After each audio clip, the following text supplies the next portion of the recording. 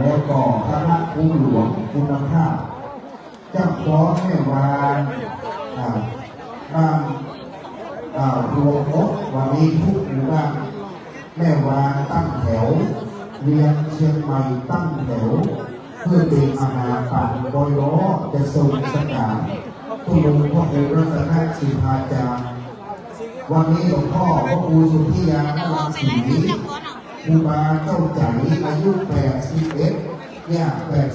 82ครูบาวัดรังสีสิงคารามเหล่าประสานสมัยก่อนหลวงพ่อวัดรังสีสิงคารามเป็นเจ้าคณะอำเภอตุลุงเกี้ยววัดหนองเย็นเป็นรองเจ้าคณะอำเภอตุลุงเกี้ยวมีอายุพรรษามากกว่าครูบาเราประสานไป5-6 ปีครูบาก็ได้เสียงก่อนดังนั้นต่อมาตุลุงเกี้ยวก็ยกขึ้นเป็นที่ปรึกษาครูบาเจ้าใจก็รับรองตำแหน่งเป็นเจ้าคณะอำเภอสิริมาปีนี้ได้ยกขึ้นเป็นที่ปรึกษาเจ้าคณะจังหวัดเชียงใหม่วันนี้หลวงพ่อเป็นเจ้าคณะอำเภอมาส่งหลวงพ่อรองอำเภอได้สนองทางการเมืองเจ้าฟ้อนแม่วาเข้าแถวข้างหน้าเจ้าฟ้อนผู้หลวงเข้าแถวข้างเหนือเจ้าฟ้อนเมืองแม่วางตะวันออกทางใต้ทางตะวันตกมีแรงเข้าไปไกลแต่ในต่ำบอกไฟลึกอาหารบอกไฟน้อยเวลาเดียวของเมตตาพอบอกไฟนับนะครับหัวห้องใส่สายบอกไฟวันนี้ของตึ้งลงคือราสันลุยคนไหนมาเอาไปตื่นที่ของตึ้งลงคนเลิกคนละรับเอาทีมงานเสื้อสีคนละรับเอาไปที่ให้แฟนหรือผู้ครอบดูไฟเสียเวลาจะลงหัวตามว่าเราจะขอถ้าเราถึงเมืองเชียงใหม่ถึงเมืองแม่วางได้ปลากับขอถวายเป็นอาจารย์นิรันดร์แจในยามค่ำจะขอแม่วางจะขอเมืองวินหัวน้องไทยแม่วินแม่เพลแม่วางนะครับทำเขาโอ้วันนี้ท่าทางของพระสรุปเกิดบอกไฟหายบอกไฟนี่นะ6 ฟุตการเอาไฟมาเกิดด้วยครับมาเกิดตามที่เจ้าของของข้อใส่เกิดวิชาตีเกิดงานเป็นข้อใส่ด้วยมาเกิดด่วนท่านมหาวิทย์เรียนทำเก็บประโยชน์อันนี้คุณพี่แม่ทีมงานตู้พิเวกบอกคอยลูกศิษย์ครูบาพวกนี้เราตั้งหลายสลาเซ็กสลาเซ็กสลาตุ้พิเซ็กอย่างกระทะเดิมเป๊ะประมาณเพราะเรามีพวกขันเมื่อไม่เลยมาใน10 ปี20 ปีที่ทีมอนมาจากอยู่บนมาได้เพียงวิชากับครูบาครูหลวงหลวงเป็นไฟครูบาครูหลวงว่าเป็นยังทำครูบาตอนนี้เจ้าฟ้อนขยายแถวเจ้าสดาวิภวะลูกศิษย์ครูบาครูหลวงมานั่งใกล้ๆกันนะครับเลยจะได้ช่วยกันเจ้าสดาวิภวะลูกศิษย์ครูบา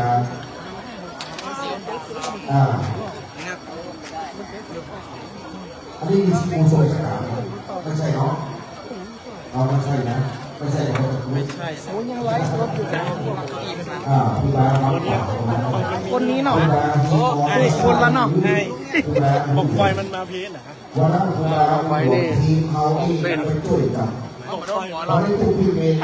เดี๋ยวเมืองเชียงราย2 ปีเลยนะบ้านมันเป็นอย่าง2 ปีเลยนะวันนี้ครูบาผู้หลวงช่วยกันแล้ววันนี้เขาแบ่งเป็นพี่เขาแบ่งเป็นน้องจะฟ้อนพร้อมหรือยังครับดูกองพร้อมหรือยังครับพร้อมก็คือว่าตีกอง3 ครับก่อนจะได้รู้ว่าพร้อมเขาก่อนดูกองพร้อมมันเป็นยังอันนี้มันเป็นแล้วมันยังไม่ธรรมดาหรอกเขาแล้วที่อยู่แล้วกับพ่อนี่เป็นเทวดามันจ้าแม่113ครับผมงูหลอกแขกเข้าไปแล้วเข้าไปแล้วคนนี้เนี่ยไอเนี่ยเป็นไงครูโจทย์เขา จ้าขอได้บ้างขอได้บ้างคือตามได้ยังได้เข้าโถจะได้บอกเป็นรองก็คืออันนี้มีแถวเราเด็กร่มลงตกตรงนี้ยิ้มแยกนี่ผมผู้ชมสยามพดาธิราชตะวันรับโดยเมืองยินรับเหนือเขาอากาศมีงานรับตะวันรับเหนือเขาเร็วเป็นยามพักสนพยาพยานกฮักเทียมบินซื่อฟ้าไม่เวลาขอเวลาเรื่องที่พร้อมเลยครับพร้อมเลยโอเคจะขอคำพร้อมโอเคพร้อมครบมือที่จะขอเมืองบินแม่วางตีบกตีบัวจะขอเพียงเป็นใหม่แม่วางเราทุกคณะทุกตำบลทุกอุบาตาบรรเลงขับหวังนี้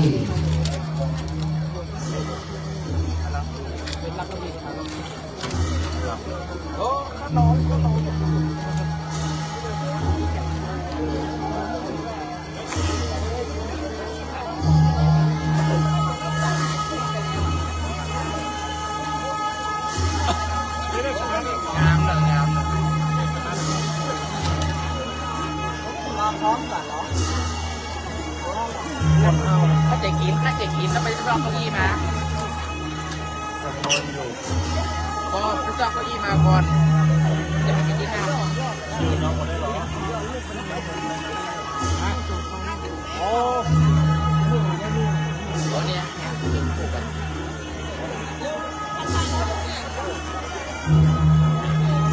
ครับ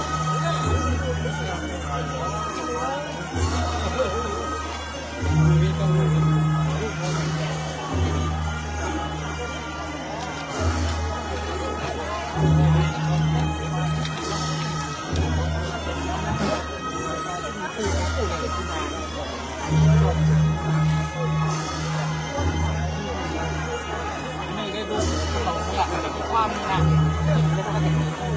เราแล้วนะเอาขนมกินเลยนี่กันนี่กันตามนี่นะช่องตาม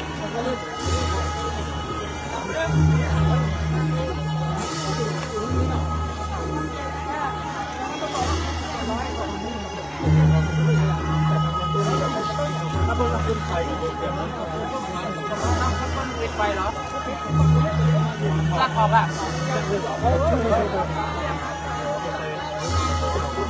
ตามละ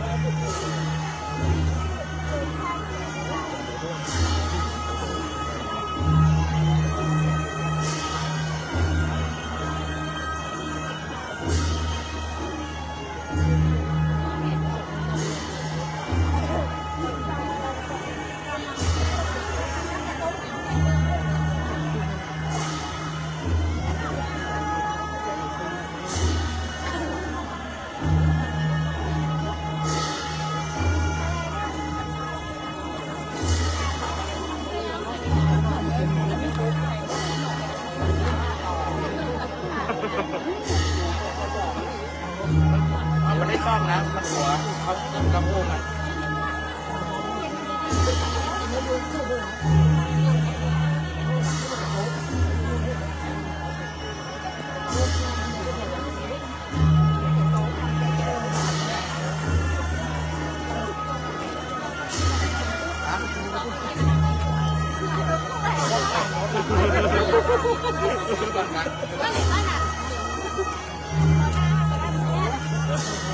ได้ยังเป็นคนมาฝากที่นะ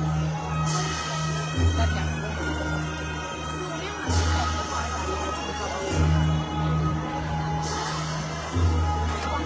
มันเป็นแฟน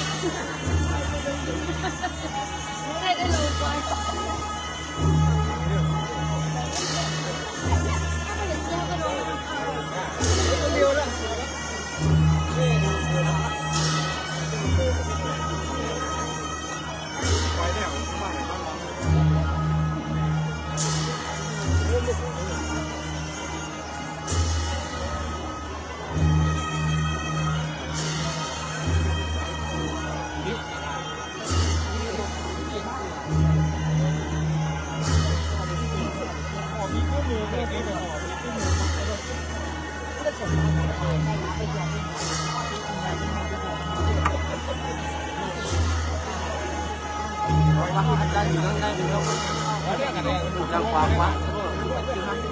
อะไรเป็นย่อยอุ้มคนเป็นขายกันแล้วด้วยคนเป็นขายกันแล้วด้วย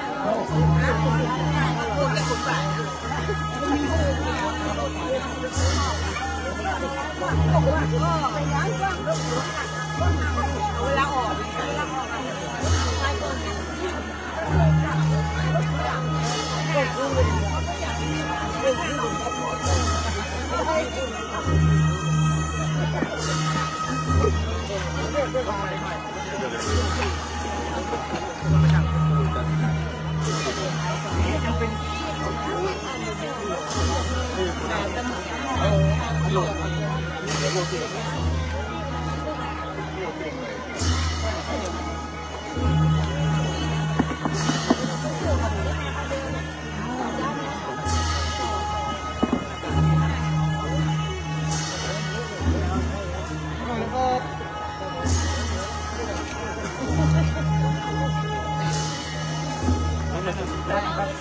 ให้ไปเลย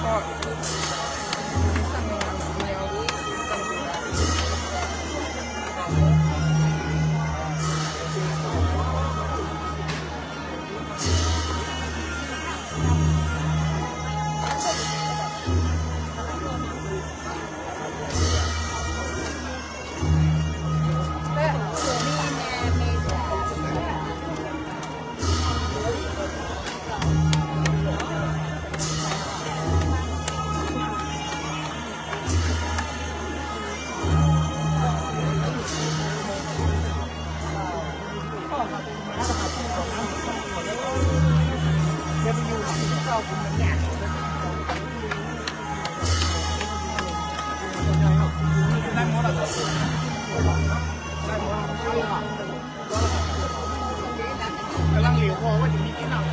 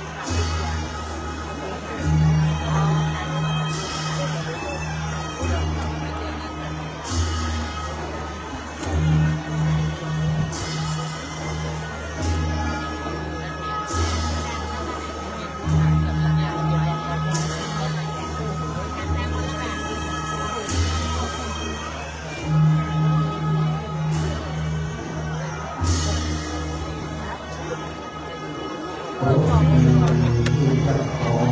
สักการะคือว่าจะขอขอคำพยานการจะขอคำพยานการขอเป็นผู้หลวงนครเชียงใหม่จะขอในอำเภอเทพาทุกหมู่บ้านตำบลจะขอขอหลังที่มีคำภาษาอังกฤษไทยก็ประกอบคณะจะขอคำไปหลังก่อนเป็นแถวยืนของคำช่างผ้าโครงการสองพันพาเที่ยวได้เก็บข้อมูลมี2,000มาเที่ยวนะมีงานมีการปลากับไปถ่ายรูปจะขอหมอคำเขาเรื่องมาช่วยดีก่อนจะขอในวันถอยหลังไปครับต้องดูอากาศขยับเข้ามานั่งห้องยืนห้องซ้อนห้องยืนเปลี่ยนนางงามซ้ายขวาห้องไรเดี๋ยวพอตลาดน้ำต่ำสโลไฟเลยมาโซ่สนามนะพอทางโอไฟไม่ออกนะออกมาใกล้โอไฟเลยโอไฟโซ่สนามเลยดังนั้นตอนนี้จะขอหอคำถ่ายภาพแม่เข้าดูกระดาษกูย่อนั่งย่อข้างหน้าห้องอะไรนั่งย่อข้างหน้าไถ่นั่งย่อได้นั่งลงไถ่นั่งย่อได้ยืนขึ้นนะครับนั่งลงก่อนจะได้เป็นประวัติศาสตร์บ้านเมืองแม่วางตอนนี้มันใกล้นั่งย่อที่มันจะโชว์ออกน้อยที่นั่งย่อสนุกมานั่งบางคนเป็นย่อเนี่ยลูกนี่เป็นลูกตาลูกดีลูกย่อได้ดีลูกนี้จะขอโดนทุกลูกใช้เรียนทางโลนาหน้าทางชี้อันนี้ว่าอันนี้โค้งได้ดีทำท่าดีไปมันอยู่ที่หอกอะไรหรอแม่อยู่ที่หอกอะไรอยู่ทางขวาที่มันโยกอยู่ทางขวาโยกโดยตรงไม่ยืดตรงนั้นไปยืดโอเค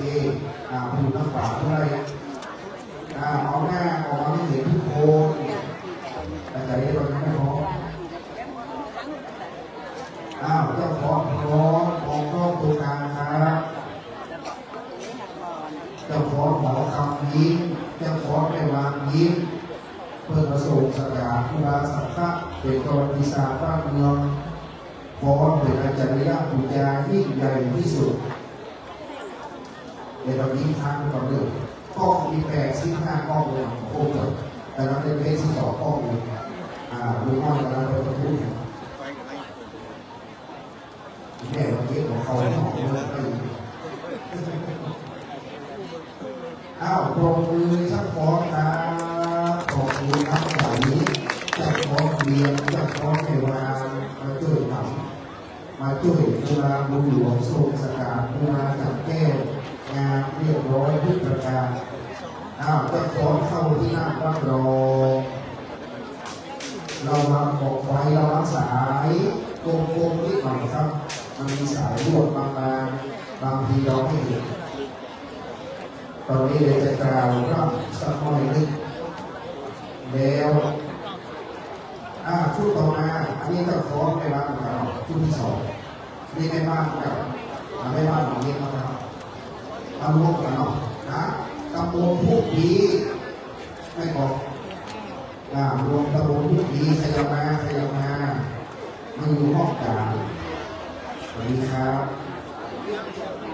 เราออนที่นั่งย่อได้นั่งย่อหน้าลูก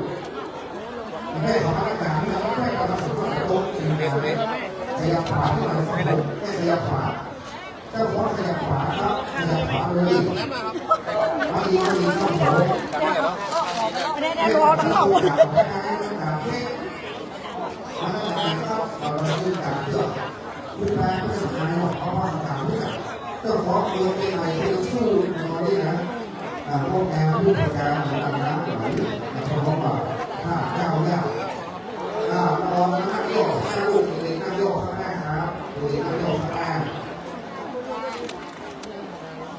โอ้ครูบาพ่อครูรัตนจังหวัดสระบุรี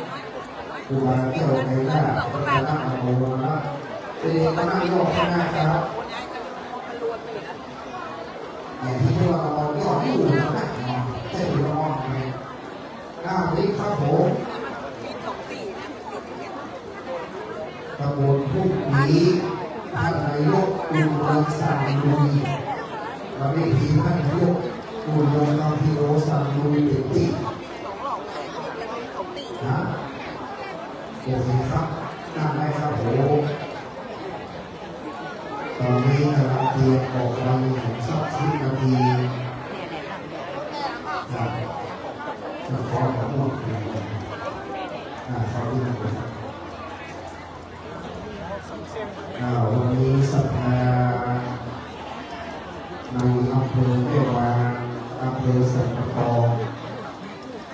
แม่วางเรานี่กระบอกสิ้นตรงก็อำเภอสันปะตองเป็นแขวงบ้านแม่ต่อมาบ้านเรานี่คือปกครองคณะสงฆ์สันปะตองก็แขวงบ้านแม่มีเจ้าคณะแขวงแม่วางเรานี่ก็แขวงบ้านกาถ้าเข้าไปนะครับจะขอออกมาเลยตรงนั้นไม่ยืนครับผมด้านไหนก็ไม่ยืนครับออกมาเลยเป็นนั่นไม่ได้นะครับผมตรงนั้นห้องสื่อสารแน่นอนตรงนั้นไม่เข้านะครับตรงนั้นมาอยู่เขตด้านนอกเดียวครับผมเข้าที่เป็นเรื่องลักษณะเดียวออกมาแล้วไม่เข้านะครับเพื่อสะดุ้งจะขอดูหน่อยว่าแข่งขันในคือว่าสัมปทานแขวงบ้านกาคือว่าแม่วางแขวงหอกผู้เสียว่าในใบแล้วก็หอกพวกว่าแขวงหอกทำเพื่อหอกสมัยก่อนที่เสียแขวงหอกด้านหน้าหอนะครับด้านหน้าไม่ถ่ายนะครับเข้าในแนวออกไปได้เลยด้านหน้าออกเลยครับเข้าในแนวออกไปนะครับออกเลยครับผมข้างในเข้าแล้วครับด้านหน้าออกเลยครับผมถ้าเข้าแนวออกไปแล้วนะครับรูปที่ครับขอบคุณครับพระนักสงฆ์เขาได้เดินมาเจ็ดพระครูบาเจ้าพระมังคีพระครูพระมังคีสมัยนั้นหรือว่าสังขยอลงเตาเป็นสังฆราชาที่สองก็อยู่เมืองลงเตาอยู่เมืองแม่วางหรือว่าลงเตาสังขยอเป็นเจ้าคณะแห่งหนึ่งต่อมาก็คือศาสนามาอยู่ที่อำเภอสันปะตองเปลี่ยนจากบ้านเมมาเป็นสันปะตองต่อมาก็แยกที่อำเภอแม่วางออกจากสันปะตองได้รับการยกฐานะขึ้นเป็นอำเภอแม่วางอย่างสมบูรณ์ก็ได้แยกเขตปกครองคณะสงฆ์ออกมาเจ้าคณะอำเภอรูปที่หนึ่งอยู่รอบสี่จูนท่าไผ่ครูบาว่าสี่จูนเป็นปัตตมะเจ้าคณะอำเภอรูปแรกต่อมาเมื่อหลวงพ่อแก้วได้เกษียณไปก็มาได้ปราณีธรรมหลวงพ่อพระโอสุธิยาพระนางศรีครูบาเจ้าใหญ่พระนางศรีสุภาดาขึ้นดำรงตำแหน่งเป็นเจ้าคณะอำเภอรูปที่สองปัจจุบันเกิดอายุพระนักมงคล81แล้วของครูบาพระครูรัตนสุภาจารย์ที่เด็กรองเจ้าคณะอำเภอรุ่นแต่ในสมัยนั้นต่อมาพระสองรูปตอนมีอายุครบ80ก็ได้มีการครบเกษียณอายุทางการปกครองคณะสงฆ์ดังนั้นก็ครูแก้วก็เป็นรองเจ้าคณะอำเภอเป็นพระมหาเถระรุ่นแรกๆสมัยก่อนครูบาบุญหลวงอาชญาคือพระออกกาเขาเป็นโคนนอนเนื้อเชื้อไขเกิดพระหมอเองเป็นขยงแล้วจะได้สู้เป็นพระน้อยก็พระบวชสมเด็จข้าผู้ร้องที่พระปกงานของเขาผู้รู้เกี่ยวมากครูบาบุญหลวงพระบวชเพื่อครูบาบุญหลวงเขาพระบวชพระครูบาพระบุญพยานาศรีสมัยนั้นเป็นเจ้าคณะอำเภอหลวงตองไปบวชที่วัดโปกขนานไปอยู่รู้ไป2 เดือนเวลา2 ปีไปอยู่จอมตองไป2 ปีวิมาอยู่เดินครูบาเจ้าจากแก้วครูบาอยู่โดยที่มาอายุ5 ขวบจนถึงอายุ12ไปบวชโปกขนานครูบาเป็นผู้บูชาอยู่ได้2 ปี ลาบุราเจ้านาลาไม่สนตุลาปิดมันอยู่รองเตี้ยวหลงเย็นได้หกเดือนตอนนาเข้าไปดูว่าเพราะแต่โยมเป็นอะไรเนี่ยไม่นั่งกันไปปิดอุปสรรคปัญหามีข้อมูลเจ้าพระดูแลวัดเจ้าปอกพวกแรงเก่งต่างๆเป็นผู้พัฒนาก็ได้ให้ผู้เข้าเหลือวัดต่อการเป็นข้อมูลโสมกิจวัตรสื่อมาความพละมีครูบาเจ้าแห่งแก้วมีพระพุทธรัตนครูบาอาจารย์ก็เป็นลูกที่ของครูบาเจ้าอยู่ครูบาที่ลูกจากเมืองเชียงใหม่ไปมาหาสู่ปีใหม่เข้าภาษาออกภาษาจะมาทำหัวการรับครูบาแก้วว่าน้องแก้วครูบาว่า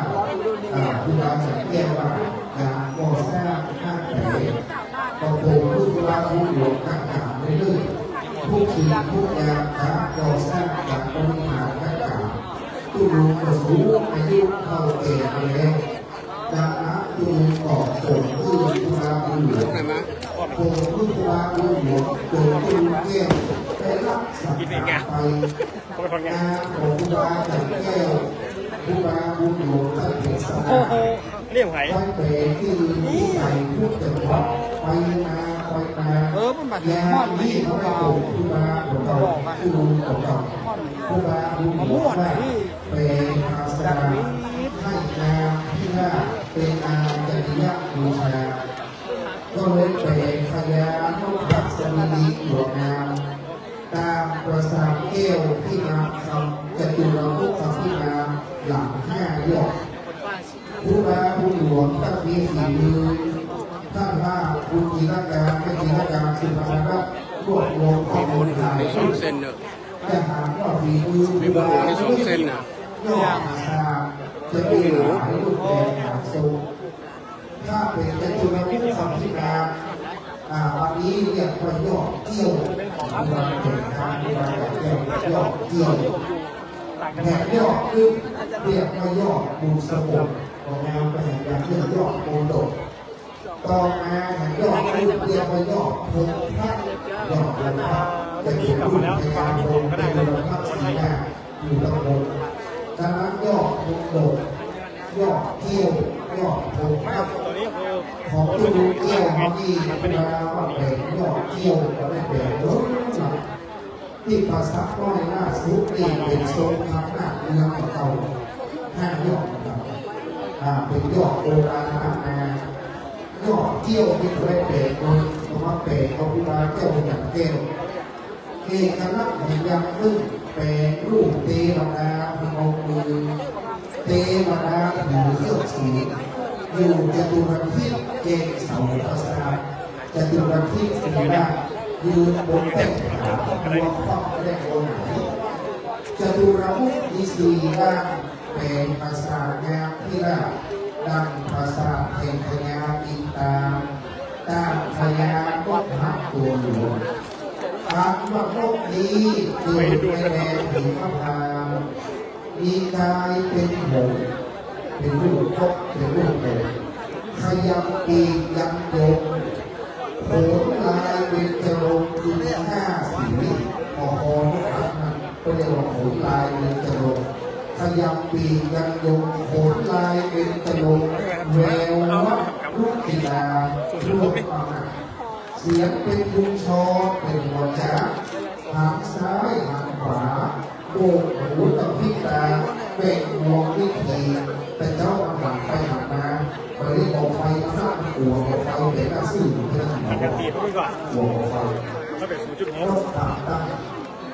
ดังนั้นตอนนี้เจ้าหน้าที่รถดับเพลิงใจเย็นๆแห่งเมืองอยู่นะครับเรื่องนะครับพี่รถดับเพลิงวันนี้ตามที่ตั้งมาในการทุกเรื่องเราจะพยายามใช้น้ำให้น้อยที่สุดต่องานเราอยู่นะถ้าว่าไม่สั่งไม่ฉีดเด็ดขาดรถดับเพลิงที่ฟังเสียงพิธีกรระดับที่เรื่องบางหลวงบางคาตะกี้ถ้าว่าฉีดปุ๊บเข้าไปข้างในตั้งคอตั้งปีตั้งหางคือตรงนั้นอย่างเดียว หรือจะลดอุณหภูมิไฟต้องรอฟังสัญญาณจะใช้สายฉีดที่ลากออกมาจากรถฝั่งใช้หัวฉีดที่จะรถนะครับวันนี้ไม่มาตอนบ่ายโอ้ขนาดนั้นก็คือหนาวเพื่อโอ้โหหนาวพี่แล้วนะเวลาที่สองอากาศใกล้รับเลยใกล้เลยหนาวเย็นทั้งหมดน้ำไม่มาหลายรอบน้ำไม่มีรอบไหนที่แถวน้ำไม่พูดตัวพูดแล้วนะเพราะแบบนี้คุณวิ่งคุณมาใกล้กันไหลรอบน้ำแต่ตอนนี้มันลงมาสลาออกไฟตอนนี้กำลังติดตั้งใกล้แล้วเสร็จจะได้ว่าวันนี้ตั้งตัวเสร็จปุ๊บเพราะว่าคุณร้านนี้อยู่เป็นเจ้าสลามีลูกศิษย์ทุกจังหวัดและไปช่วยลูกศิษย์ทุกจังหวัดวันนี้คุณร้านมีงานลูกศิษย์ทุกจังหวัดผมควรมาช่วยผมควรมองคุณร้านประกอบด้วยสลาเซ็ตเชียงรายสลาเซ็ตออกมาสลาทุกปีเห็นออกมา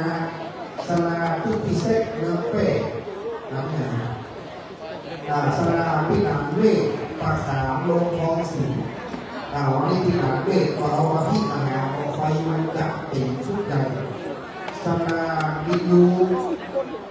สลาโกสลาก็หลวงเองน้ำตา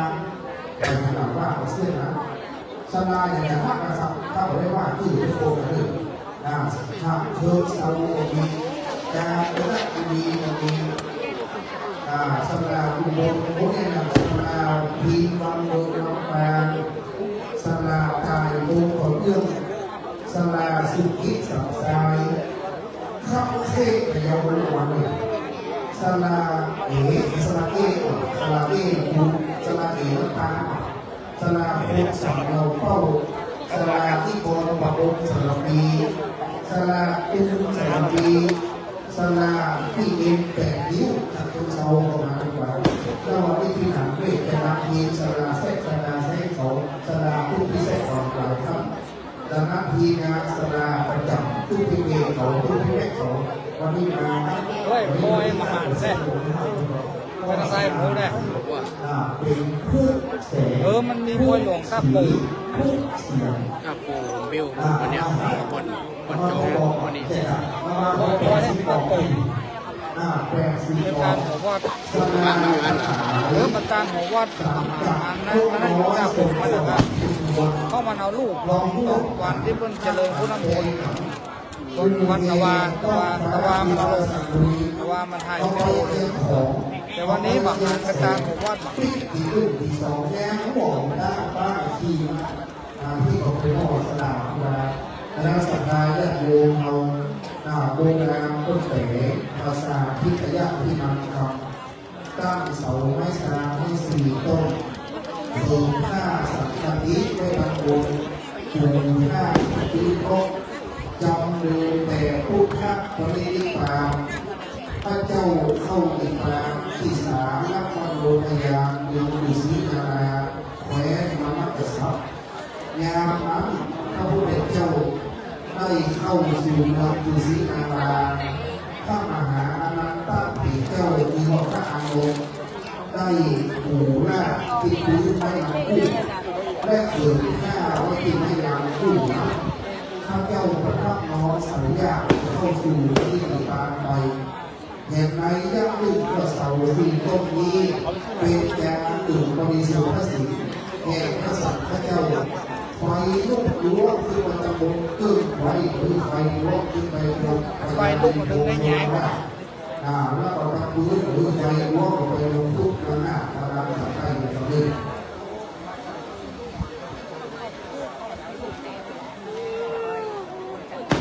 ประโยชน์กำลังเรียนรายชื่อสำหรับข้อ5รับรองสักคำวันนี้มหาชนคนทั้งหลายนะ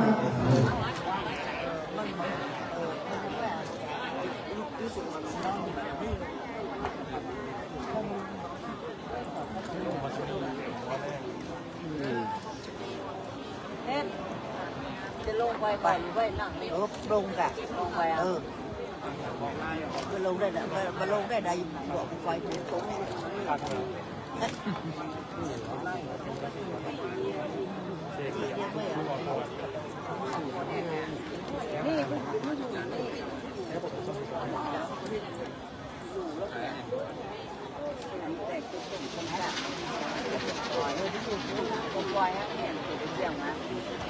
แม่เราอาหารแม่บอกก่อน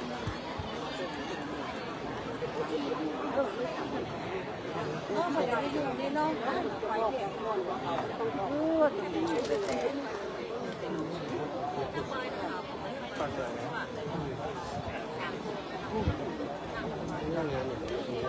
ไอ้เก้าอี้อ่ะน่าเฮ้ยแม่เขาจะแม่ใครคอยรักหัวขอบคุณครับแม่หัวปดาวนะหัวไปได้ก่อนได้ก่อนไม่ได้ก่อนที่เมืองจะไปทางนอกไปทางนอกไม่ได้ลูกได้ลูกทำงานแบบนานเอาไปทางนี้เอาลงก็ได้พูดเลยออกพูดเลยออกหน้าบุญกว่า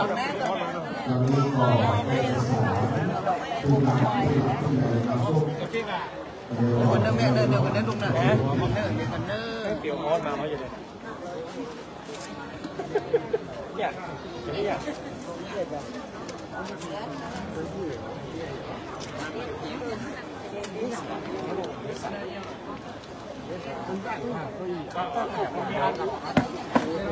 วันนี้สองงานเดียวตอนนี้จะต้องถามว่าทางงานใหญ่กันเขาดูว่าเจ้าดูอยู่แล้วของผมเป็นเสียงเขียนบอกว่า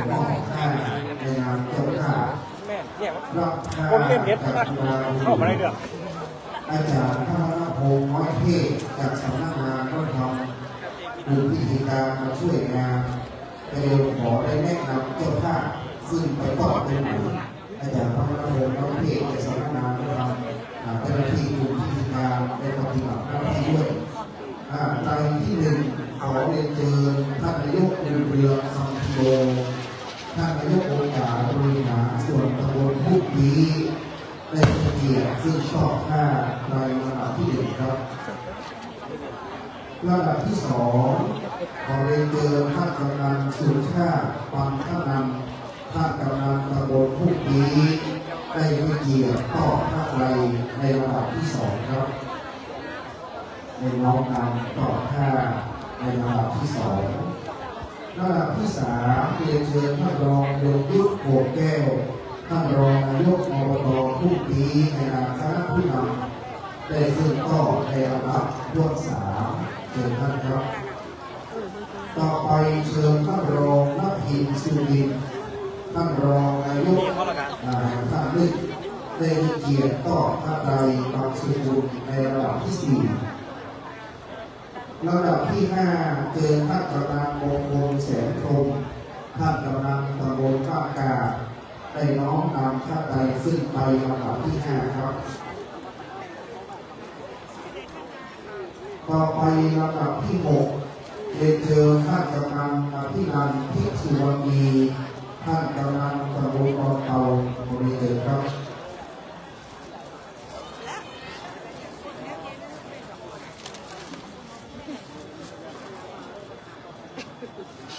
ท่านรองนักหินสุรินทร์ท่านกำนันอภินันท์ทิพย์สุวรรณีแต่น้ำเรียนเชิญคุณจิรการสุธรรมรัตน์ประธานชมรมส่งสถานะนาแต่จังหวัดภาคเหนือได้ขึ้นทอดพระไตรและที่สำคัญปิดท้ายที่อุปถากพระบิดาบุญหลวงคือมิสเตอร์มีมาชินจากสิงคโปร์ทอดพระไตรในนามเจ้าท่าที่ได้รับเป็นเจ้าท่ายอดการจิตการในวันนี้ขึ้นทอดพระไตรครับ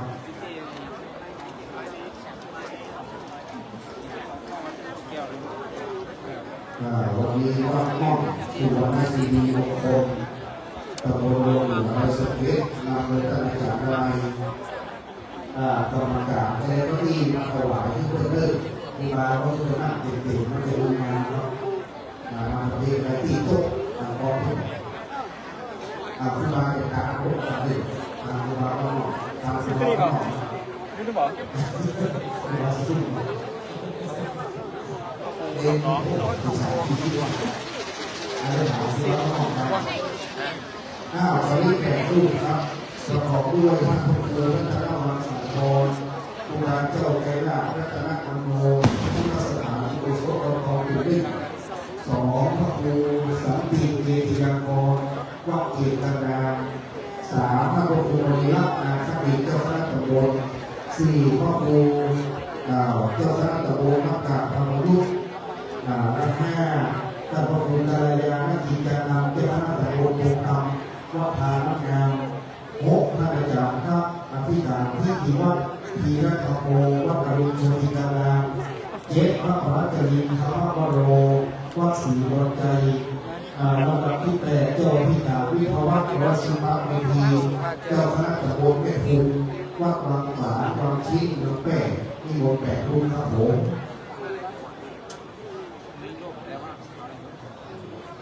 คณะกรรมการเอาเก้าอี้มาสี่สิบครับเก้าอี้พลาสติกมาถวายพระพรที่บริเวณที่มาการมีผู้โดนผู้โดนนี่คือข้างนอกเองนอกเลยจะมีทีเพราะเป็นผู้โดนโมบาลในครับเอกาข้างนอกครับนะครับที่มาตั้งใจนะครับกรรมการผู้ที่มาที่ในเอกาให้มากรรมการที่เป็นแก่เป็นตัวที่ว่าหมด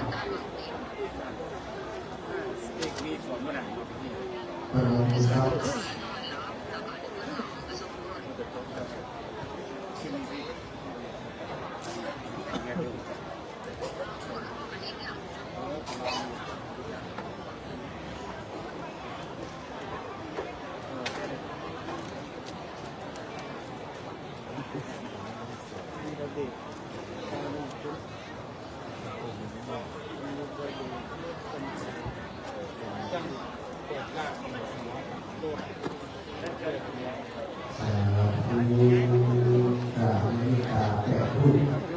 ผู้งานผู้หลวงว่าวันนี้เอาสบายเขาคือเขาที่มีการไม่เยอะแต่ว่าเราออกแล้วไปให้มันติ้งตั้งอยู่ในหอที่มันงามตอนนี้สุราวัดหม้อสุวรรณจีดีมงคลขอเอกสารมานั่งที่จะออกคำครับดูท่าคุณเองนะครับทั้งหมดในครับเรียนคุณเอกก็ที่ถวายเราในการสังเกตโดยว่าหม้อเราไม่คุยดีนะสักปีกาตัดเตะตัวน้องเขาดีตั้งมีดูการดูแลรับเหมาะสัญญาว่าเขาเอาไปดีมาสติมาตั้งเลยนะครับขอบคุณพวกเราอยู่เดือนวันนี้นำทีมทำงานผู้เด็กก้าขอบคุณนายกอยู่เดือนเอาแค่แง่พวกเราพวกเราวันนี้เราเป็นนายกอยู่เดือนนะเรื่องปัญหาชนบทปัญหาของจังหวัดวันนี้ในที่เกี่ยวดูแลเป็นเจ้าภาพโรงเรียนโรงกองทุกอย่างหลายอย่างตั้งเลยนี่โมเดลครับผมจะเป็นนายผู้ขอเมตตานะครับอาราธนาสามเณรวัดม่องสุวรรณจีดีมงคลโดยสัจเจตตุปีอาจารย์ครูบาดานีวัดม่องครูบาเจ้าหลวงของมุงข้างนอกครับเมตตาข้างนอกศรัทธาวันนี้โอ๊ตแต่ร้องนะครับเกี่ยวกับไม่ได้โปรดนะครับตัวหอมตัวนี้นะถ้าว่าเราปรับสภาพอากาศตามที่เราต้องในเมืองหนาวได้เวลาเราต้องมองกับอันนี้นั่งแง่บ้านยาวดีบ้านเองย้ายหน้าหาบอลแถวตัวในประเทศเราเองย้ายหน้าหาบอลเองตัวที่ยกดีครับยกดีเลยที่หน้าบอลทางการยาวเพราะว่าบอลเราที่เขาลงไปดูดาวตัวสุดท้ายดูดาวถวายที่เกิดที่โองค์ดาวว่ามาหน้าลงไปน้อยลงไปขอการโด่งห้าร้อยเขาเลยดูดาวจากตอนนี้เมตตาพระดูดาวหลวงว่าขอให้เป็นตัวแก้วในตัวอย่างน้ำมาดามคุณอะไรน้ำคนต้น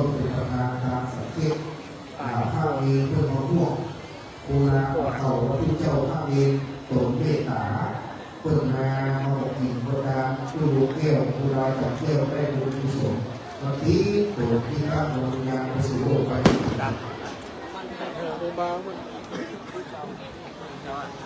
เราต้องมีสุขภาพมีแต่สุขภาพมีแต่สุขภาพผมบางกันด้วยบางกันตามเลยตามเลยตามหลวงเราหญิงใหญ่ตามหลวงที่คอยหมอซื้อคอยหลวงต่อไปว่าทางเดียวตั้งนับมีของคอยเราไปมาดู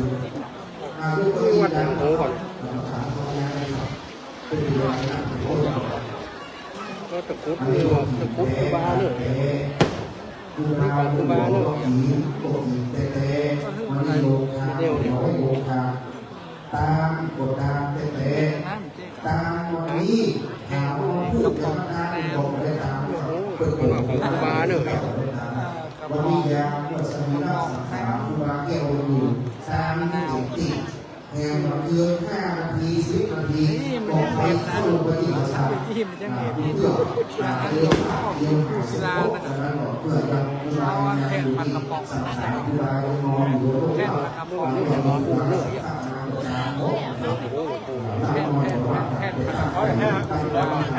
ยันเทพเลยดีดีดีงดงามได้มาไม่ถวายรูปภาพรูปเลี้ยงภาพออกมีหมดอะไรเลยครับ80 รูปเปิดโอ้ครูบาอาจารย์อยู่500มาตั้งใจแบบนี้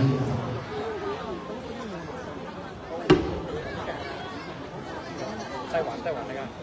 ภาษาที่มาหน้าภาษาแก้วแอยูภาษาสูงที่หน้าครูบาแพ้ถวายตาสังฆาว่าน้องแก้วจุดแพ้ถวายตาหยอดตาพระเจ้าพระสงฆ์สังฆาน้องแก้วน้องมีว่าน้องปัตตาสังฆาว่าตาที่เล็กหรือสังฆาว่าน้องแก้วเป็นเจ้าของถวายตาเป็นเสด็จฟ้าไว้ในฝักนี่จะต้องถ่ายสองคนผู้มีแก่ให้มาถูกต้องผู้มีผู้มีเดินจากของเราผู้มีแก่ผู้มีที่ผู้มีพระบรมครูวันนี้ผู้เสียพูดเลาะบนเลาะบนมีหลายคนที่เขาพากันที่น้องผู้คนที่กับมีที่ที่หนักดีงามที่มนก็มาต่อพระว่าก็หมายพระเจ้าหลวงครับมิสเตอร์มีบัญชีไปพบแต่สิงคโปร์คุณบอกไปอยู่เนี่ยถ่ายเดี๋ยวมิสเตอร์มีบัญชีมาดีคุณก็ได้เรียกมาอยู่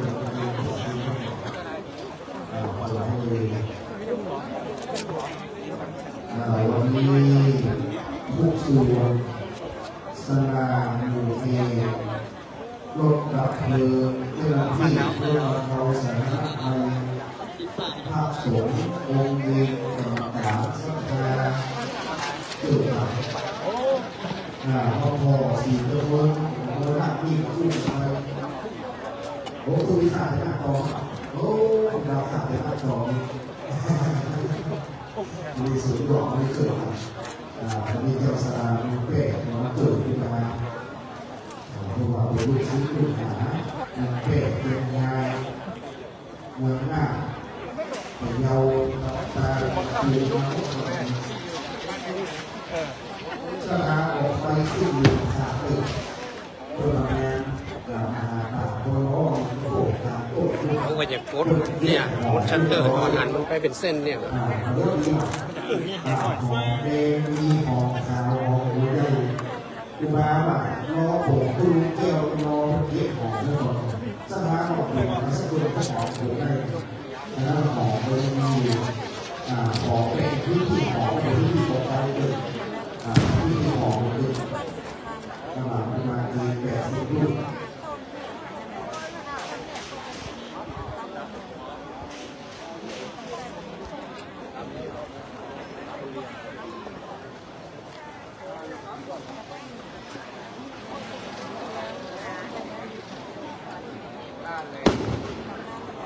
ครูบ ร้านเราไม่อยากจะรับเรื่องเดียวกันนะครับผมจะบอกผมจะพูดไปก็เรื่องเดียวสูตรมาไงเรื่องเดียวไม่คิดนะเราเรื่องเดียวสูตรที่ร้องแล้วก็ไม่คิดนี่เป็นการช่วยคน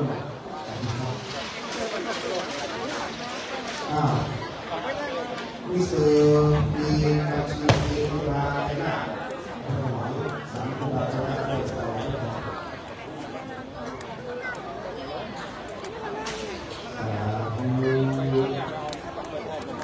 ต่อไปนิมนต์พระพิจารณาในพระนามโกนำพระโสดโกมีวัดสุวรรณทีมีโกคนวัดหม้อในเสด็จได้อนุโมทนาปากกรสวัสดิ์วัดหม้อหาความได้ยากนิมนต์พระอาจารย์ทำอนุโมทนาครับ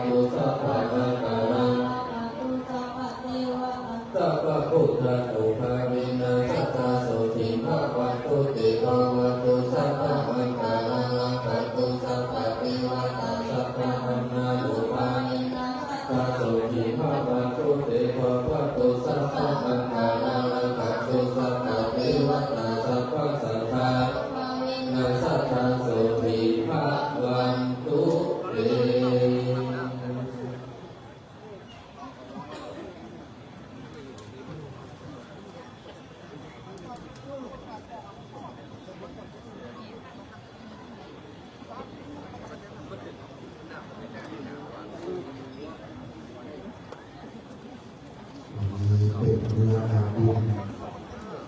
ขอพระนาบุญเป็นดวงวิญญาณพวกเราด้วยนะสื่ออาจารย์ครับเราจะไม่ไปจะได้สื่อมาสารวัตรนิมนต์ตุติแม่ตนาจารย์พระประธานดินและวิมโนหลวงพ่อจันแก้วเป็นอุปชาคือตุติแม่ดาราธุราบุญหลวงพระขันที่หนึ่งของพระประธานดินและวิมโนตุติแม่เป็นผู้ถือในงานคณะสงฆ์ทั้งหมดคำที่สองก็ประมาณอุเรืองคำพิโลเป็นตัวแทนสภาทั้งหมดซึ่งไปที่แก้ไขฐานปราสาทแก้วที่นำคำเพื่อจะได้ขอทำงานสารวัตรเรานิมนต์พระประหลัดนดินพระวิมโนอาเป็นศิลป์ของพระเดชพระสุอาจารย์และพระบาลีหลวงและพระประธานอุเรืองคำพิโลพร้อมพระสงฆ์องค์เองตำบลผู้ดี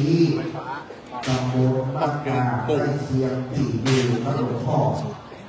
ถ้าขึ้นไปได้พอจะขึ้นได้ก่อนที่เดียวนะครับในอำเภอไปวางพระหลวงพ่อเป็นรองเจ้าคณะอำเภอและนั้นพระสงฆ์องค์เองอันนี้ท่านครูบริรักษ์นาคดิษฐ์เป็นเจ้าคณะตำบลเจ้าคณะตำบลบ้านกาทางยุทธอุดาจารที่อยู่กับหลวงพ่อได้ประกาศทุกประการท่านอาจารย์มหาวิทยาลัยประพฤติตำบลในเวกาครับซึ่งเป็นองค์บริหารว่าไปก่อนเป็นหน้าเป็นสบายขององค์งานตัวมีเก็บประพฤติสาธุชนประนมมือขึ้นครับท่านที่สุขมัวกรุณาขอหลวงน้ำเลือดเป็นสารแสดงความเคารพตั้งที่ยืนอยู่ถ้าเป็นไม่ได้ก็นั่งลงได้ก็นั่งลงสาธุชนน้องประนมมือขึ้นผู้เทียนดอกไม้ น้ำก็มีส้มปล่อยแสดงคำว่าต่อสรีระสังขารอินะดวงวิญญาณตะปุภูรัตนะสุภาจารย์กุลาจังแก้วเขตรังสีตัดเจ้าหากพระสงฆ์ศรัทธาได้มากับพระนาตะโยกเรือหลวงพ่อรั้งเมื่อหลวงพ่อได้นำลงภาพทำดูศรัทธามาใส่บาตรวันพระวันศีลฟังธรรมตามภาษาได้มาส่งหรือเข้าจังหังได้ปากน้ำกับเรือหลวงพ่อไปก็ขอดวงวิญญาณหลวงพ่อได้อนุญาตโจทย์หาโผล่เป็นพระโหสิกรรมแทนประการนี้สนาภาษาสนาบอกไฟได้ขึ้นยืนเดียวทิศตั้งบอกไฟได้ยืนเดียวข้ามแย่ำกายสรีระสังขารหลวงพ่อก็ขอดวงวิญญาณได้อโหสิกรรมมือเป็นบาปเป็นกรรมแก่เจ้าสลาทั้งหลายทั้งมวลนอกจากนั้นขอหลวงพ่อได้โปร่งวัดโปร่งวาดุทิวิหารศาลาต้นไม้ต้นต่อส้มสูงปลูกไม้ที่หลวงพ่อเคยปลูกเคยฝังไว้ในวัดโป่งแก่พระครูโสพลกิติวัฒน์อาชญาครูพระครูราหลวงโป่งแก่ศรัทธาทั้งหลายที่จะได้สืบวัดแต่งบาแต่งหลวงพ่ออย่าได้ห่วงข้องอะไรนิมนต์พระครูรัตนวังสาธรพระครูราไกรนาถรัตนวันโนพุทธสถานอุโบสถตองเรียนไปทุกคำประสาทกล่าวขอทำงานณบัดนี้ครับ เ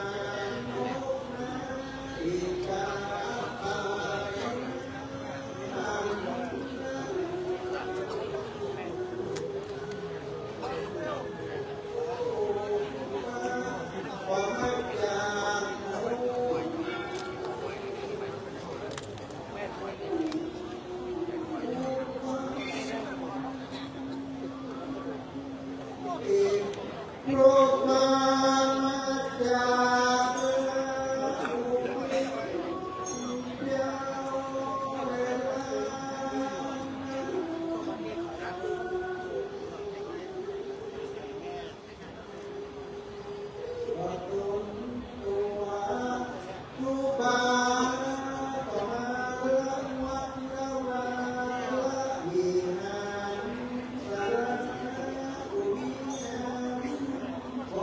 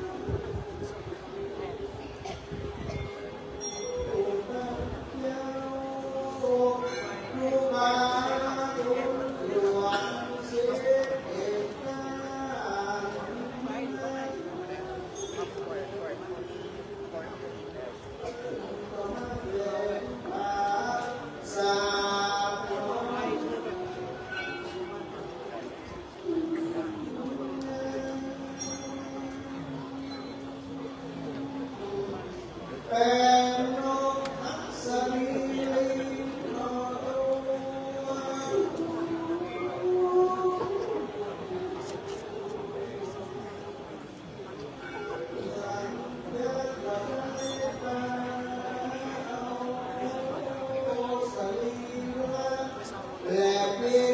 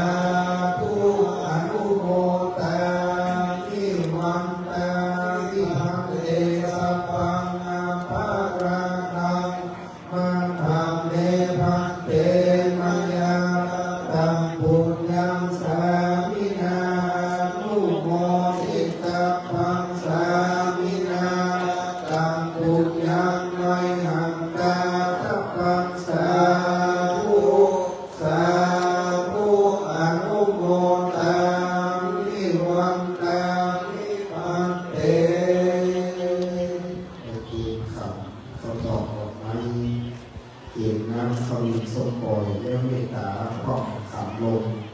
เพื่อขอสำนาคารวะอย่าได้เป็นบาปผิดกรรมเป็นนิวรณธรรมกับอันแก่กล้าอย่าออกประตูขึ้นขอบคุณพระสังฆมาธัมเมพังเตมัญญาตังปุญญังสามินาอนุโมตัพพังสามินาตัมปุญญังไมหันตาตัพพังสาธุสาธุอนุโมทามิศรัทธาเอาบรรลุเดินไปมาแล้วก็ทำมือโดยเฉพาะด้านหลังปราสาทที่ตะวันตกบอกไฟท่านพบชุดแล้วเอาก็คือไปตะวันตกน้ำสลาทุกอยู่แล้วห้ามเดินเลาะไปที่ตะวันตกเด็ดขาดดังนั้นตอนนี้ที่เราอยู่ที่ตะวันออกที่เหนือที่ใต้จะไปเดียวเลาะไปตะวันตกเพราะว่าบอกไฟชุดใหญ่ทุกชุดอยู่ตะวันตกทั้งหมดนะครับตอนนี้คณะสงฆ์ได้ขอขมาคารวะเจ้าหน้าที่ปิดไฟสปอร์ตไลท์ทุกดวงปิดไฟก่อนครับตอนนี้ปิดไฟสปอร์ตไลท์ทุกดวงลงตัวสมาธิเจ้าหน้าที่มีวิธีการให้ปิดไฟ นี่เนอะเสื้อขาวนี่ระวังเนอะ ที่พระบาทสมเด็จพระเจ้าอยู่ อยู่บนหัวนี่พอดีนะต้องไปทางขวาบนนักหน่อย ตอนนี้จะขอบารมีหลวงพ่อพระครูสุทธิยาอาณาศรีที่ปรึกษาเจ้าคณะจังหวัดเชียงใหม่เจ้าราชวัดรังสีสุภารามเราขอฝากเมตตาเป็นต้นเป็นประธานในการที่จะได้ยุบไฟประจุเพลิงเลิกชาติชนสถานสาธุชนนั่งประจำที่น้อมประนมมือขึ้นครับอยู่ในอาการอันสำรวมตั้งจิตให้มั่นทำจิตให้ใสทำใจให้เป็นสมาธิตอนนี้ได้เวลาที่จะได้ประชุมเพลิงเลิกชาติโศกสถานครูบาจากแก้วแล้วครูบาเจ้าจะได้ลาไม่วางลาสัทธาวัดหนองแก้วบ้านป่าที่เล็กบ้านหนองเย็นบ้านหนองปากกาอันเป็นสัทธาขบุญอุปถาสัตย์มาตามเข้าจุดจุดเข้าวิญญาณนกหักตัวเองหน้าจะบินขึ้นสู่ฟ้าเอาจิตะดวงวิญญาณของตุลูสู่สวรรค์ยันฟ้าที่มาคำน้อมนำประนมมือสาธุชนน้อยใหญ่ยักษ์ทรงสกามพ่อครูรัตนสุภาจารย์ตรงเป็นพระมหาธีระเมืองแม่วางทัพทีวันนี้พ่อครูสุทธิยาพระนางศรีที่ปรึกษาเจ้าคณะจังหวัดเชียงใหม่เจ้าวาดวัดรังสีสุธารามครูบาวัดเมาขอฝางประธานสงฆ์พ่อครูโสพลอิทธิวัฒน์อาชญาภูเจ้าข้าครูบาบุญหลวงวัดกองกลางจะเมตตาจุดไฟประจุเพลิงเลิกชาติทรงสกามนักการระหว่างนี้ครับน้อมจิตเป็นสมาธิทรงสกามครูบาเจ้านักการละผักนี้ขึ้นแน่เด้อสาธุสาธุสาธุทรงครูบาเจ้าจากแก้วเป็นพระรังสีผักนี้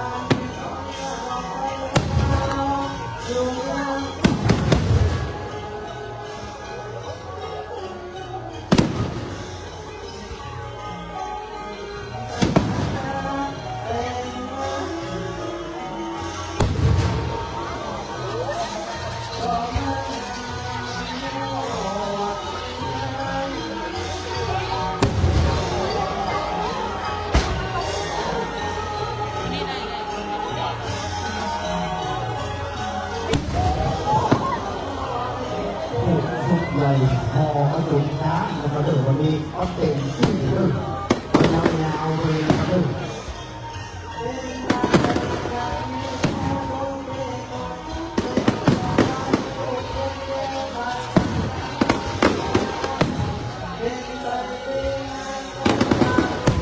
อย่างวันนี้ก็เข้า100 ดอกทุก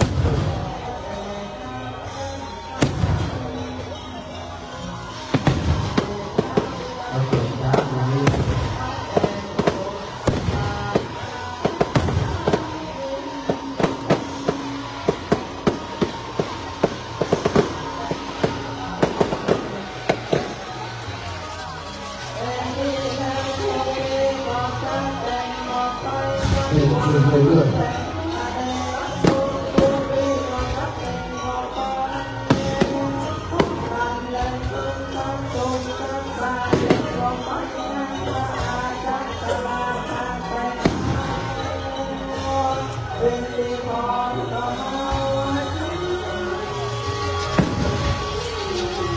อย่างวันนี้ก็เข้า100 ดอก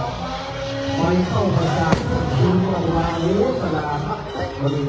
มาถึงที่นะครับเลย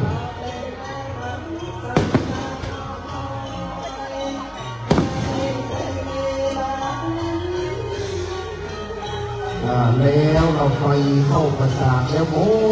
แล้วจะมีการแข่งบอกไฟบอกที่ต่างคุณอย่างชุดใหญ่ตลอดคืนนะครับวันนี้มีงานบอกไฟบอกลุยกับเด็กที่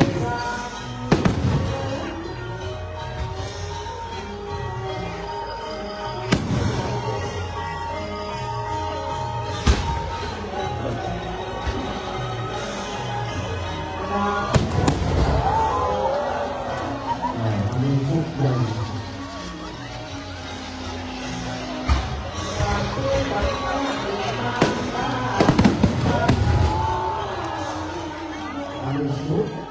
แท้ๆนะครับเรื่องวันนี้ส่งสการขอบคุณทีมสลาแท้ๆเลยผมจ้าเลิกเองก็ปวดคอเอาทุกหลอดไปเลย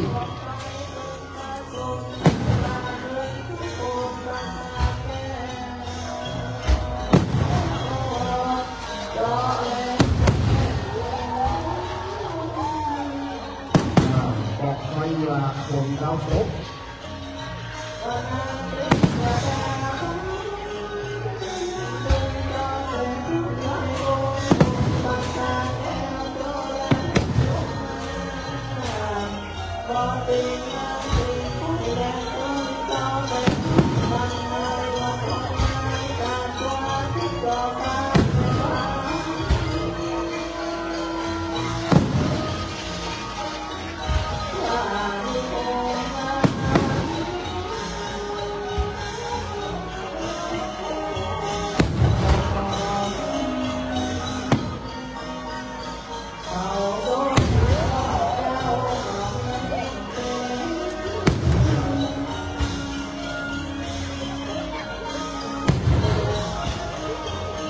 ที่เราเอาบุญหลวงก้อนเล็กแล้วก็เลี้ยงเต็มอกเต็มใจพวกคนทำให้ที่ดาเราไม่ยากดียากงามแล้วทรงสถานที่บ้านแต่ที่เรายังคงที่นะครับ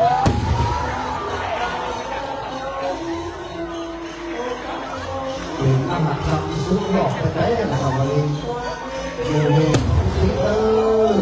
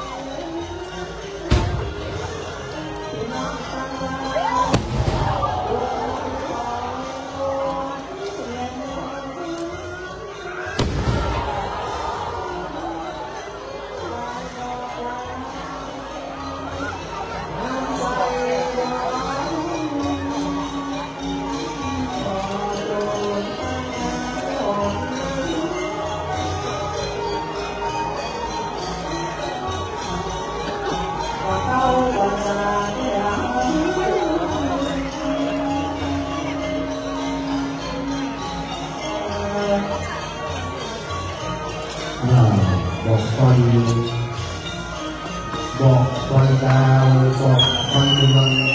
หน้าขึ้นแล้วบอกไฟจะลุกพุ่งเลย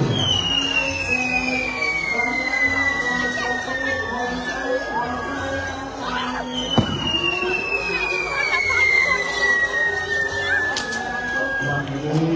เทวดาเจ้าได้ตาไฟที่ลงมาจากเมืองสวรรค์ที่พยัคฆ์พิมาคำเทวดาเจ้าก็ยกย่องเสด็จลงจากที่ลานคำในตนได้เอาไปที่ลูกจากเมืองบนจากฟ้าเสด็จลงมายังวัดดอกแก้วไปวางหนองเย็นเทวดาเจ้าขอเอาไปที่ลูกเมืองสวรรค์ยุบยิงบอกไฟหลวงเข้ากระสาบขอ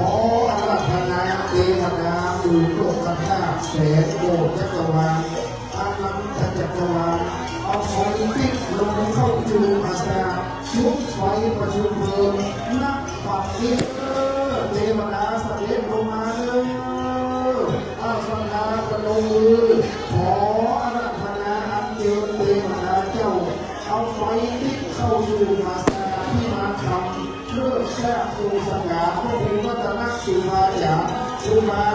ก้วเขมรังสีนักปักนี้สาธุคือเทวดาทุกไฟขึ้นร้องกันเด้อสาธุสาธุสาธุจุดไฟนักปักนี้เทวดาลงเลยโอ้เทวดาอย่างลงลงก็อย่างเลยเทวดายกยองลงมาจะส่งขึ้นมาแล้วพระนาจะส่งขึ้นมาแล้วเทวดาลงแล้วสเปลงมาเดินเทวดาเข้ามาลงห่วงยุบไฟที่มืดเทวดาจูนเลยสาธุนะครับสาธุสาธุสาธุจุดนักปักนี้เทวดาก็ลงมาจุดไฟที่สายของข้าจุดไฟก็จุดเลยเทวดาลงมาเลยเสด็จมาไฟจิตลงมาจุดเลยโอ้เทวดาขึ้นยาจะเผาเทวดาจะลาโอ้เทวดาบอกเทวดาจะลาสักทางเลยอันนี้เอาแท้แล้วเลยจุดไฟเลยจุดไฟเลยโอ้เทวดาบอกเทวดาจะลาสักเดือนเทวดาจะลาว่าถึงจำเอาจะจำจะจำจะจำลงเลย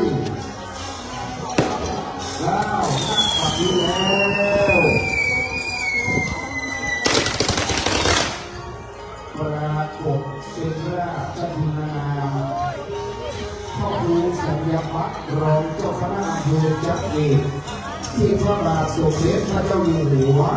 พระราชทานตั้งสมณศักดิ์ถวายครูบาจักแก้วในสมัยนั้นว่าราชธินามพ่อครูรัตนสุภาจามแก่ครูบาจักแก้วเขมรังสีปรากฏเป็นลูกออกไปนักการฝั่งนี้แล้วนะครับ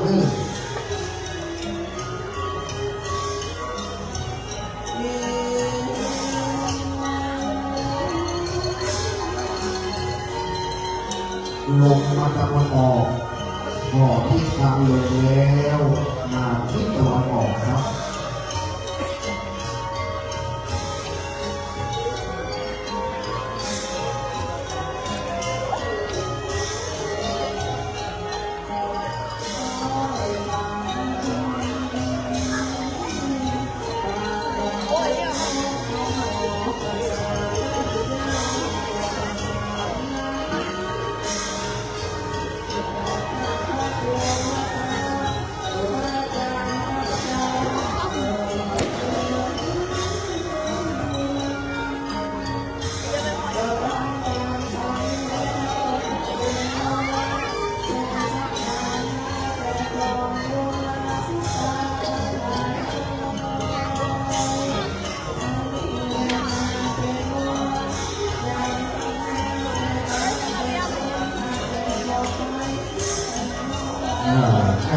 ผู้เสียงเจ้าร้อยผู้เสียงเจ้าร้อยวันนี้ขึ้นเจ็บจะลงมาเพียงภาษาที่วันนี้สลาผู้มีรวมพลังใจพลังไหนรวมพลังความกตัญญูมาช่วยครูบาบุญหลวงองค์ครูบาจักแก้วทุกจังหวัดทุกอำเภอทุกตำบลรวมทีมงานสลาครูบาจักรีพจน์นะครับเลย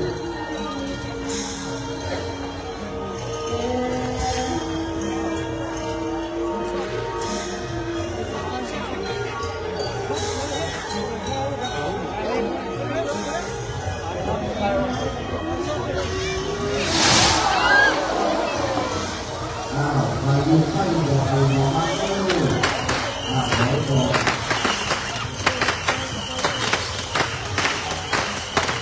บอกเรา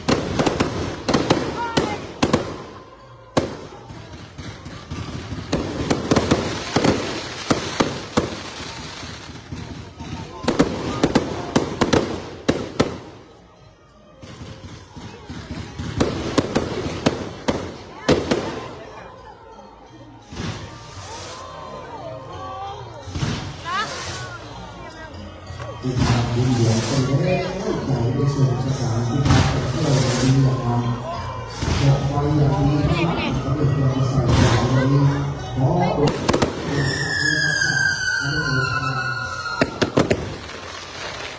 คนเดียวมีตาก็เป็นอย่างอย่างลูกหน้าปวด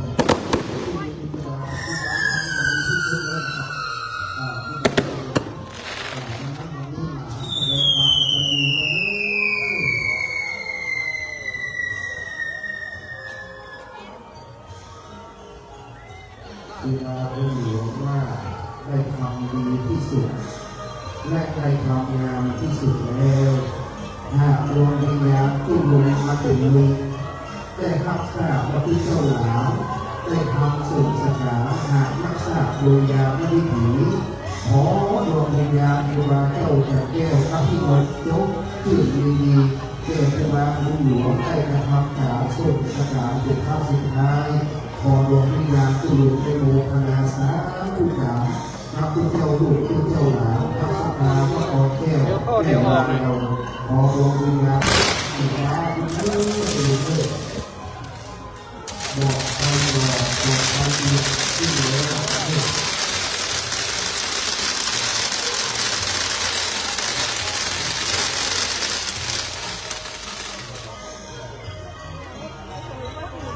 บ้านเราเมืองเรามีอันวินักปราชญ์มีครูบาอาจารย์มีช่างมีศาลาคือได้ปราบรูปแบบที่ทำอย่างนี้มาเจ้บ้านป่ามาเจ้เมืองเมืองบ้านเราที่เป็นบ้านมีเมืองมีครูบาอาจารย์ดังนั้นปราบที่ทำทรงสกัดทุกช่างทุกศาลาทั้งรวมกับอยู่ที่พบอันนี้บ้านเมืองมีความเย็นนักปราบพุทธทรงสกัดทุลามหาเถรประเทศบ้านป่าเมืองเมืองเป็นอะไรรู้ว่ามีอริยะกรณีวัฒนธรรมมันงามที่เกี่ยวกับผู้ประจำที่ทุลาได้ทรงสกัดทุลาจับแก้วได้สำเร็จ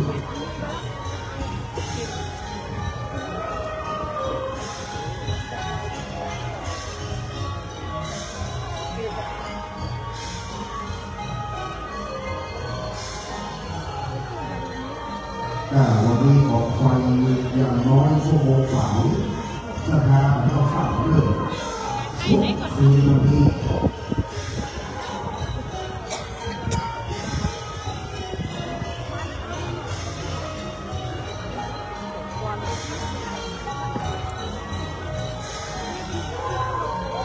เป็นประวัติศาสตร์บ้านเมืองเรามหาชนจงได้วางสันตะกองแม่ดินเมื่อวางต้นปีมันกาลองเอาจุ่มลองทอยในปลาของมาสู่สถานน้ำหนึ่งอยากนำโดยหล่อใกล้เคียงเรือสันนาติสามาพักสองทีลงกับวันนี้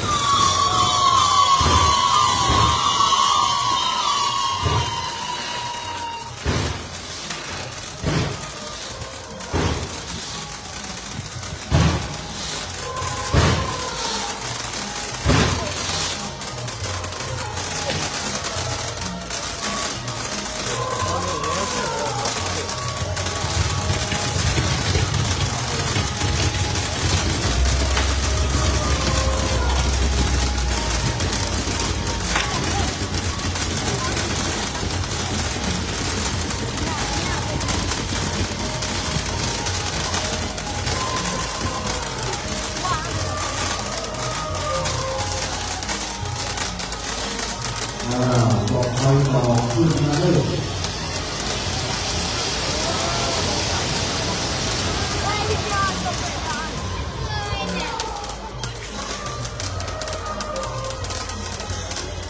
น้ำฟังเตอร์ยังไม่สีนะครับยังไม่สีในเราไม่มีการฉีดนะครับยังไม่ฉีด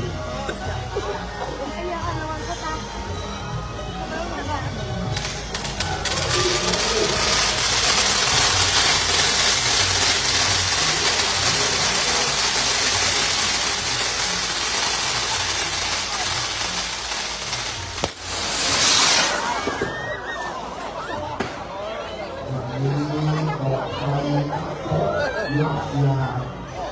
แนวที่น่าสนใจน่าแก้จะดูของเจ้า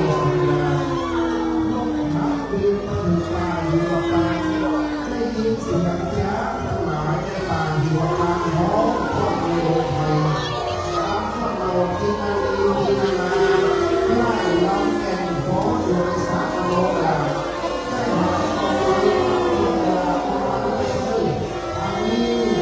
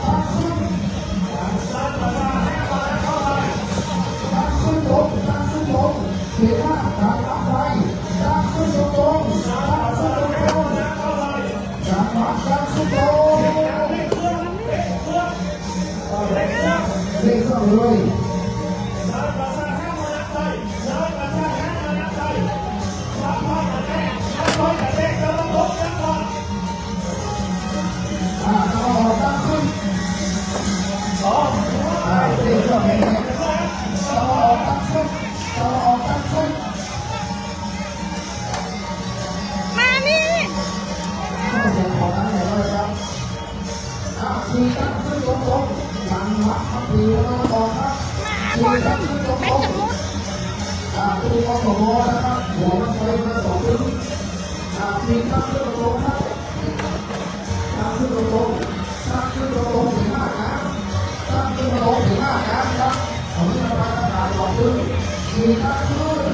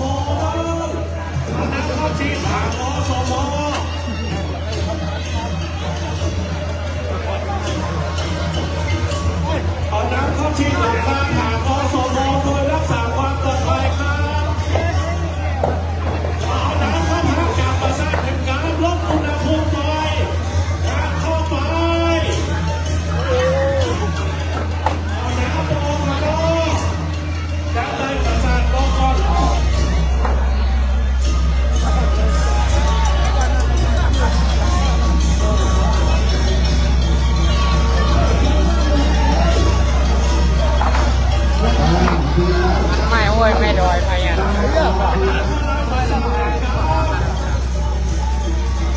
ลมผมแค่มาตรงนี้อ่ะนี่มันออกไปต้องหลังคาตรงนี้ต้องพ่นอยู่หลังคามันสั้นลงอันนี้มันโล่งถ้าพวกมันตัดมันโดนกระแพงกันลง โดยตรงนี้ต้องนั่นนะ เอาหลักการตั้งขึ้นสูง เป็นอันตรายนะแต่โคตรนะ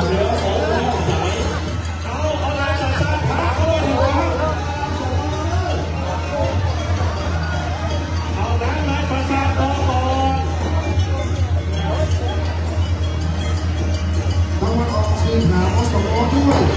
กัดมัดไฟโตยตะวันออกกัดมัดไฟตั้งขึ้นถึงหน้าเลยตั้งขึ้นถึงหน้าเลยผมจะตะวันออกเลยตั้งหน้าขึ้นเลย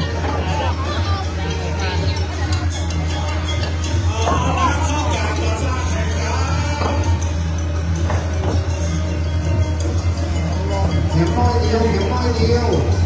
เอาน้ำโตก่อนตะวันออกหันหน้าตะวันออกหันหน้ามาไฟตีตะวันออกหันเลยตั้งขึ้นสูง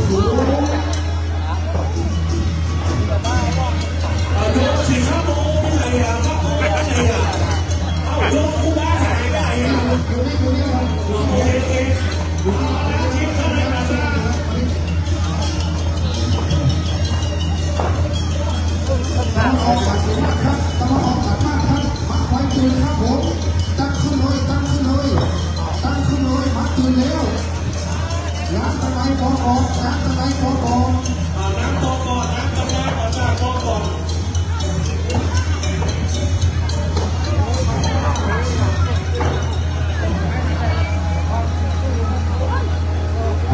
น้ำตะไลกองก่อนเลยข้อร่องมัดไฟตีตอนนี้มัดไฟไปตะวันออกคือลมขาดตะวันออกตั้งปิดหน้าสูงตั้งขึ้นการมัดไฟประจำไฟไม่แห้งไปตามหางแห้งตะวันออกน้ำเข้าใจเลยที่ดูลูกหลานตัวเองเหรอ ลดอุณหภูมิไฟลงน้อยอ้าวพอก่อนตะวันออกขับติ๊กหนึ่ง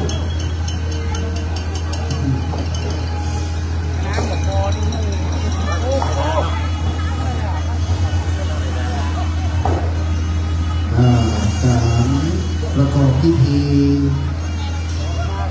ตอนนี้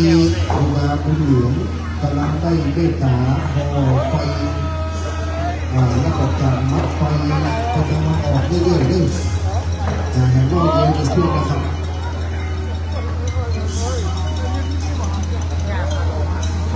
เอาน้ำเข้ากับประสาทแห่งกรรม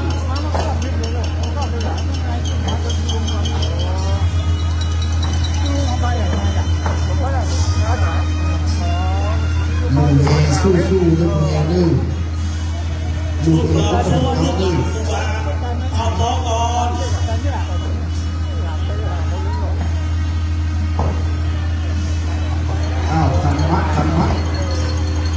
มัดอย่างเดียวตะวันออกย่างทีเข้าไปตะวันออกไม่มีหน้าที่จับมัดนะครับเลยการสะเก็ดไฟไปที่ตะวันออกใบไม้แห้งมีนักทางต้องซึ้งตรงนี้นักนะครับ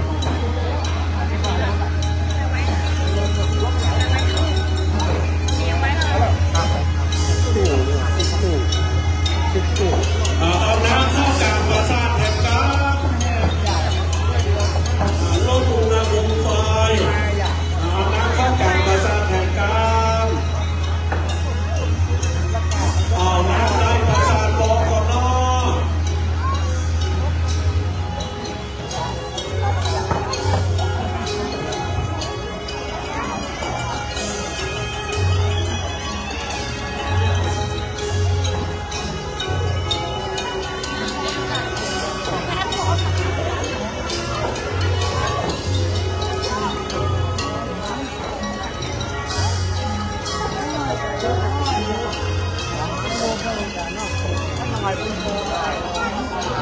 เอาน้ำเข้ากลางประสาทแห่งกรรม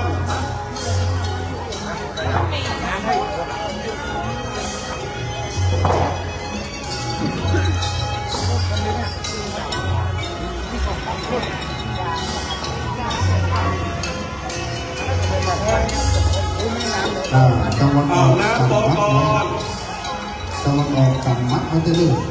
หัวมันไปทางหางต่อตึงที่ตะวันออกทางอสมถ้าเป็นไปได้ถ้ามัดใหญ่ๆก็ให้บักมัดเลยถ้ามัดมันลอยขึ้นสูงก็แปลงน้ำเป็นสูงเป็นมากตั้งขึ้นสูงตั้งขึ้นตรงๆเอาน้ำเข้าแห่งกรรม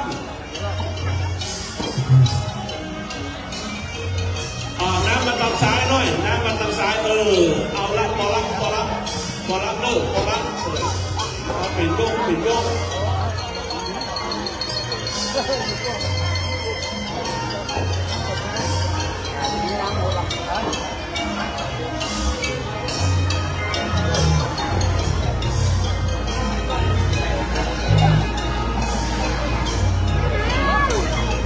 ตั้งออกขบวนเพลงของไฟแบบชุดซึ่งถึงเยอะเดี๋ยวเล่นมาน้อยเดียวโคตรเอาเลยดูเฮของรถเอาดูน้ำของรถเอามาทำเลย เอาน้ำเข้ากลางประสาทแห่งกรรมวินูมูเฮเอามาตัดสายหน่อยเอาน้ำบอกก่อน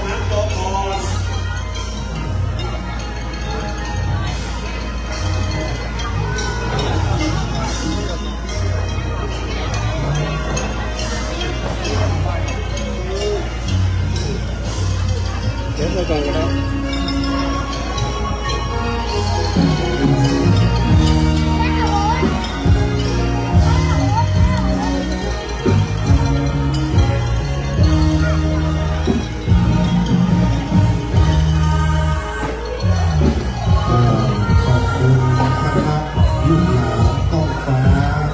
วันนี้ดูเต็มที่อาจจะน้อยหน่อย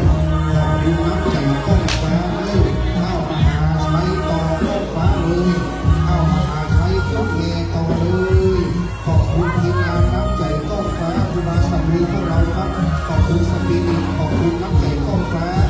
คุณทีมงานหลานจริงๆต้องอันนี้สปิริตของเราสุดยอดทีมงานสามัคคีต้องคลาสต้องดีต้องน้อยสุดสมัยนะครับ ยังไม่เลิกยังไม่เลิกยังไม่เลิกลูกหลานลูกตาสเปาต่อ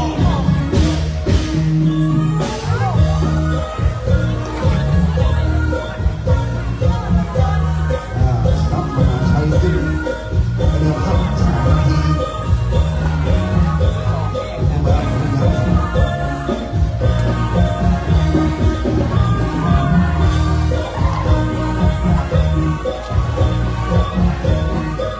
อาจจะปล่อยไว้ทุกดวงตัวเองเลย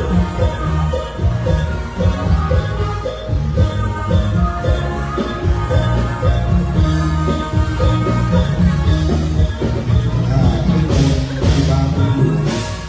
ในการลูกบูรณาขององค์พระเจ้าพระสุดลูกบูรณาคุณพระสังฆาเยี่ยมโยมเป็นระดับต่อไปครับ เราต้องมีโสมนปิติวัฒน์ในนามลูกหลานและลูกศิษย์ลูกหาในนามของคณะสงฆ์ว่าบางเกี่ยวกับหลักการของการขอคุณในเวลาบารมีธรรมครูบาอาจารย์พระมหาเถระลูกเถระมัชฌิมาเถระอนุเถระเพื่อสร้างอานิพุทโธมัคคิพุทธังคะแนนทุกสิ่งทุกอย่างผู้ทุกคนที่ได้มาด้วยการทำงานผู้ยามที่สำเร็จทุกไม่ดี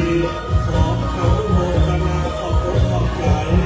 อาจารย์บรรดาคณะญาติโยมผู้คนที่ได้สละเวลาสละเงินทองสละของและโภชนะอาหารได้มากินนาตา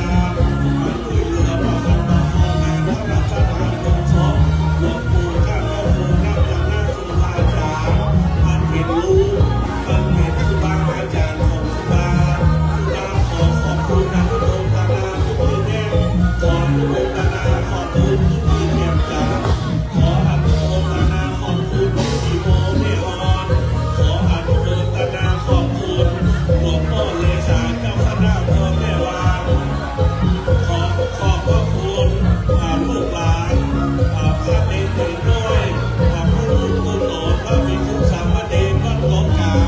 ทุกลูกหลานที่ได้ช่วยครูบาและขอขอบคุณอนุโมทนาพ่อนายกผู้เรือนของพิโรดูแลงานตลอดตั้งแต่รุ่นเชี่ยวบุญไปท่านนายกก็รักครูบาเน้นร่วมเป็นทางครูบาช่วยเหลือครูบาทุกสิ่งทุกอย่างจนงานสำเร็จร่วมด้วยดีครูบาขออนุโมทนากับคณะสลาบอกไว้ผู้ชายผู้คณะที่ได้มาช่วยครูบาขอขอบคุณอนุโมทนาคณะลูกหลานผู้เอกทุกวันเมื่อวันหนึ่งคณะเมื่อคืนหนึ่งคณะที่ได้มาช่วยรังสรรค์ประโคมเพื่อในงานครั้งนี้สำเร็จร่วมด้วยดีขออนุโมทนาทางทุกท่านของมีความสุขความเจริญปราศจากทุกโศกโรคภัยเลิศขอขอบคุณอนุโมทนาทุกภาคส่วนและก็องค์การบริหารส่วนตำบลทุกปี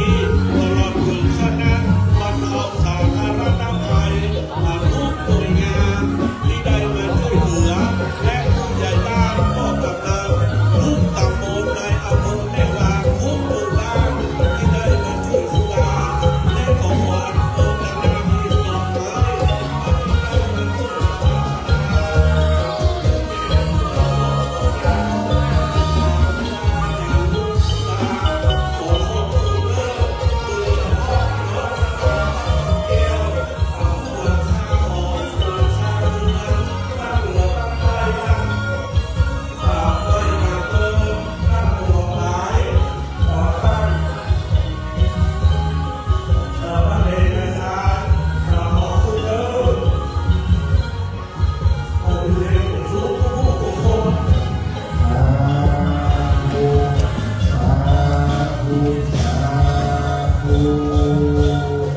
ขอบคุณแต่ครูบาบุญครูบาคุณขอบคุณ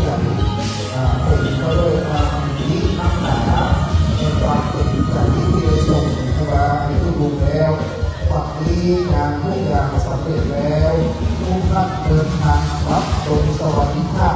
รับดีฝังดีออกดีอยู่ดีสุขรับที่ดีสบายอายุมั่นฝังดีขอบคุณทุกท่าน